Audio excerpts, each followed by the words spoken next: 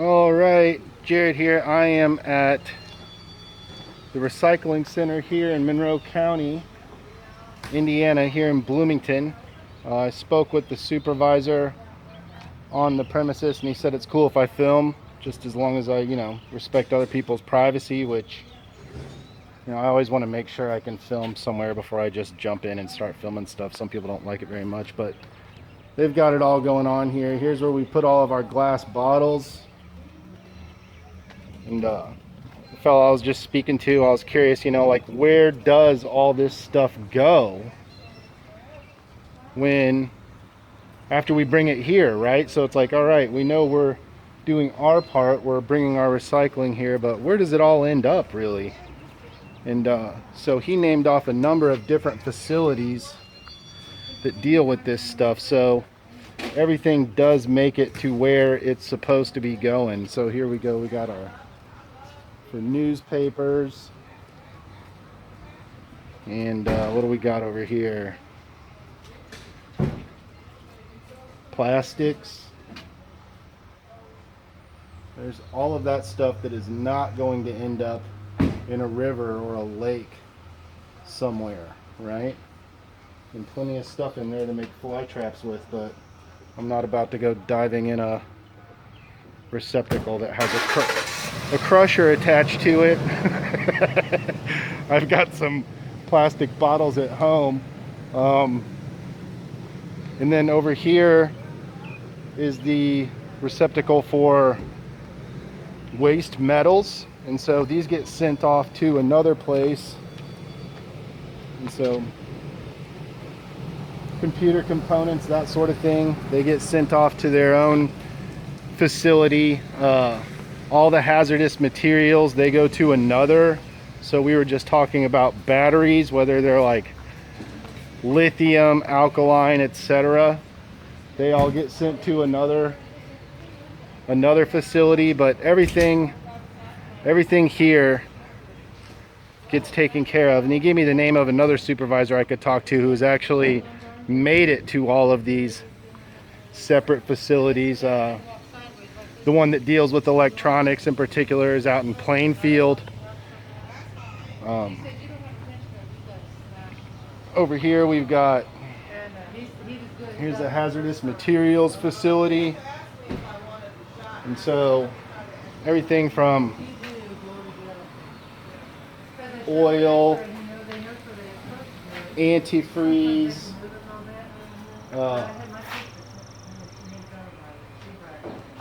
here we go. Here's a container for used oil. There's another one there. This one's for antifreeze. We've got receptacles for oil filters.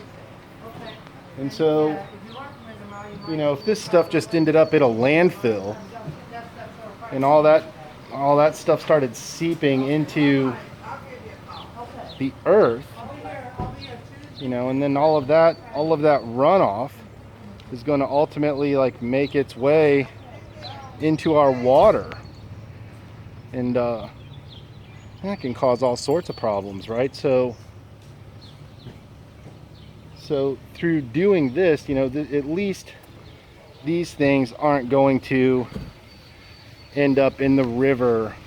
I saw a picture this morning of something in Sudan, a river in Sudan, the Nile, and it was just full of one-time use plastic bottles. It's terrible. It was really not cool to see. And so, luckily here in Bloomington, everything's really clean.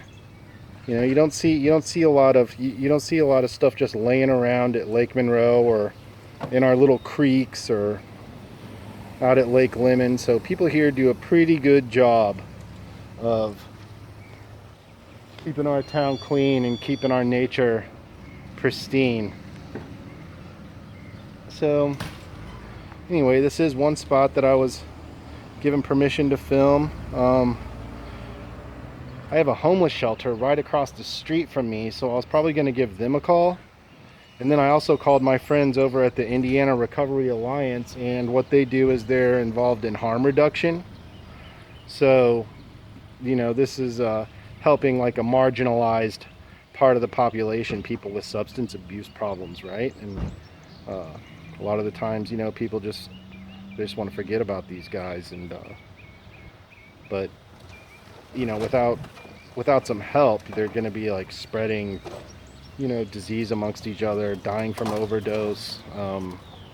So the Indiana Recovery Alliance, you know, they distribute naloxone, which is a drug that if somebody has overdosed on an opiate, you inject them with it, and it kills the receptors that are working with that drug, and it just wakes them up, saves lives,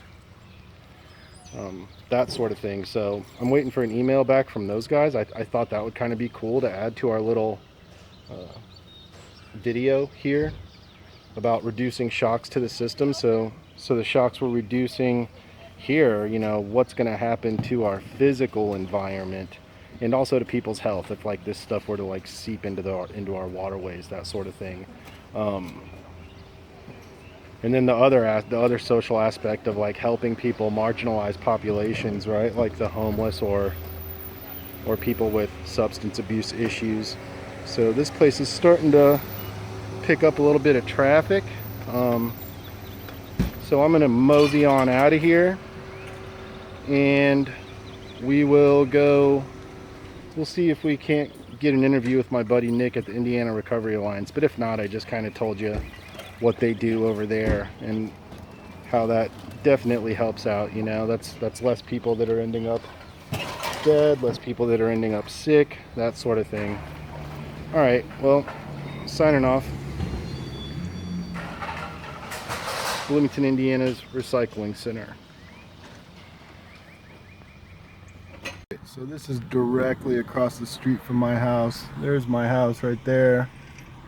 And I'm right on Walnut Avenue here in Bloomington, Indiana. Now, what we have here, that blue building there, the Shalom Center, that is our homeless shelter. And unfortunately, scenes like this are a regular occurrence. So, you know, there's another reason why I was more inclined to sort of stay away. It's very likely that there's possibly like an overdose scenario here, and possibly, I would say, judging by the amount of police vehicles, possibly even drugs on the scene. And you know, that's just the sad reality of our homeless population here in Bloomington, Indiana. So, and the Shalom Center does do good things for the community and tries to help these people, but unfortunately the majority of our homeless population seem to have lots of substance abuse issues, mental health issues that then probably, you know, stem from just their scenario and drug use, you name it.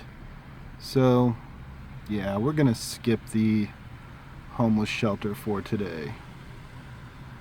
Started raining pretty hard, but pulled up out here for a moment at the Indiana Recovery Alliance, and what you see behind me is a vehicle that they use for outreach. So, and here's the office back here. My buddy Nick is in there working right now. Couldn't get the thumbs up from my other pal Chris Abert, who came up with this whole thing, but I'm sure he wouldn't mind. But you know, we wanted to get permission for an interview or whatever first. But anyway, I just thought I'd stop by here, just so that we could, let's roll down that back window there so we can see the sign. There we go. Talk a little bit about, you know, so Jared, what's this have to do with resilience and on a social level in our society? So what happens here is this is a harm reduction program for people with substance abuse issues, chaotic drug use, They do needle exchange. They provide naloxone to people, which is a drug that you can inject somebody with if they're experiencing an overdose from opiates. So heroin, but really what's most popular, and I'm sure you've heard of it, is fentanyl, and it's a synthetic opiate that is just like super powerful. And so people, they use this stuff, they overdose, and they die. I worked as a behavioral health technician for a rehab here in town, and it's a lot. I've watched a lot of clients pass away. They would leave the facility against medical advice. They'd go out, they'd cop, and they'd overdose and die, man. And that's really sad. And so these guys, they're here to help. They do their best to provide a service to this marginalized portion of our population, right? Like people in active drug use, or who are trying their best to quit, but they don't really know where to turn. And sometimes these rehab facilities, they just may not be the right answer. They may need somebody who's a lot of the people at the facility, they have been there, they have experienced this kind of thing. Not myself. It's never really my kind of thing. I'll pass on the hardcore drug use, but I do care about people suffering from this kind of stuff. And so anyway, yeah, resilience. What does this have to do with resilience when it comes to the social fabric of our society? So they do things like clean needle exchanges, so then that way they're not sharing needles and then passing along disease vectors, right? So it's like, this is going to help stop the spread of HIV. This is going to help stop the spread of hepatitis, what is it, like B or C? I can't recall which one it is, the one that's spread through blood. So bloodborne illnesses, like things that, just the kind of stuff that you're going to pick up if you're sharing needles. And then that's going to ease the shock on our medical facilities, to the taxpayer, as far as like economics goes, and just to society as a whole. It's better that people aren't spreading these harmful diseases that then end up not only killing you, but also costing an arm and a leg in order to treat them. So through programs like these, you're really able to make society a better place, and avoid a lot of stuff that otherwise could have been mitigated. So I'm really glad these guys are around. They do a really great job of helping. And it looks like I had a werewolf in my back seat. I don't know, the car was like that when I got it. But yeah, and you saw the scene back there in front of the homeless shelter. So it's like that, and it's like I said, that sort of stuff is just all too common. Anytime I'm leaving my driveway, the chances are really high I'm gonna see something like that. And usually my guesses are it's something like an overdose. And so these kinds of things can be mitigated, and the social fabric of our society can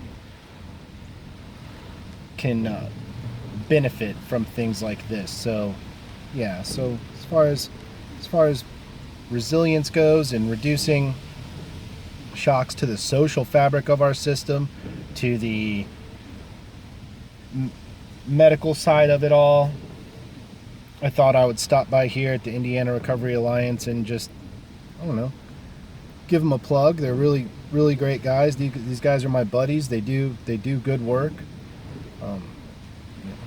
Some people may have their opinions about this stuff. I don't think they should be providing needles to people, things like that. And I mean, I don't like seeing needles laying around either. I really don't. But there is a positive aspect to all of this. And so, you know, if I had to trade one for the other, I would say, you know, yeah, I mean, these people, they're gonna do drugs whether we like it or not. And so we might as well try to make this as safe as we can. So there's that. And it's starting to get pretty windy and wet out here, so I'm gonna get this video put together, probably cruise over to the Union and use the Wi-Fi in there on campus, because it's like a million times faster than at my house. So that's it for field trip number 2.